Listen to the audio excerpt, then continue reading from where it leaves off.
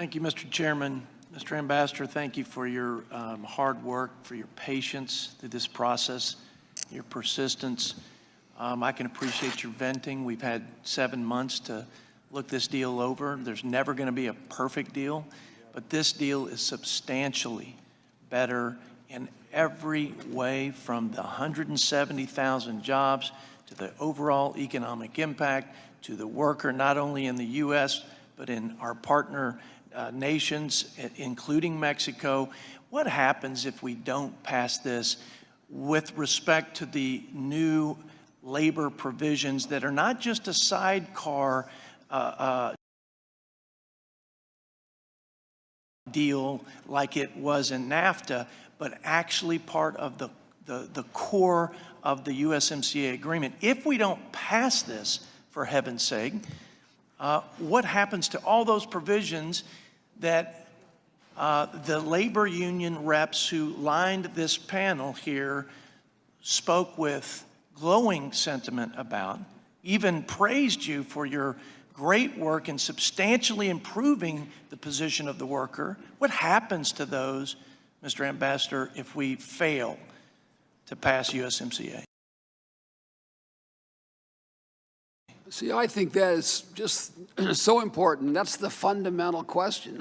It would be great to have perfection. By the way, we wouldn't even all agree on what perfection was, but notionally, if you did. But right now, we're going to have a catastrophe if this doesn't pass.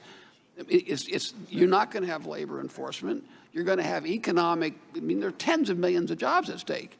And I would say, finally, just so I can shut up so you can talk more during your time, I would say it's going to have a bad effect with respect to our relations with China and everyone else. Really can't pass this agreement. What does it say about our resolve to have a fair trading system? I've heard some of my colleagues express concern on behalf of the farmer, and I don't want this to be misunderstood as bragging, because I'm from Texas, and bragging's a sport there. But we do produce more ag product out of Texas. We trade more ag product than any state in the union. We've got 250,000 farms in the great state of Texas, 3 times more than the next state on that list. And I think I've got a pretty good pulse on the farmer. And the farmer has legitimate concerns. Times are tough. They've got some stiff headwinds. The last several years, they've seen a reduction in 50% of their income. You know and sympathize, as does our president, with the current plight of the farmer and all that they're having to endure. But let's be clear. The farmer knows exactly what's going on and how China has taken us for a ride for decades. And nobody has experienced the adverse effects of that like our farmers. Our farmers are fair and tough and strong, and they want somebody fair, tough, and strong to negotiate for them, like this president and like you, Mr. Lighthizer.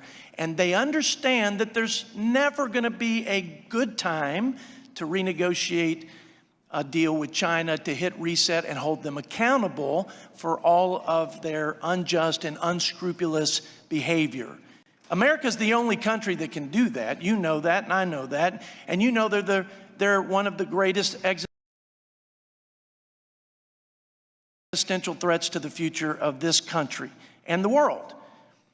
And the farmer knows that this president is fighting for them and for this great country, and they know there'll be some pain between here and there. And I continue to be vexed by the question of, what's the end game? What's the end game? The end game is a fair, equitable, and balanced trade deal with a partner we can trust, period. And that's exactly what this president understands. It's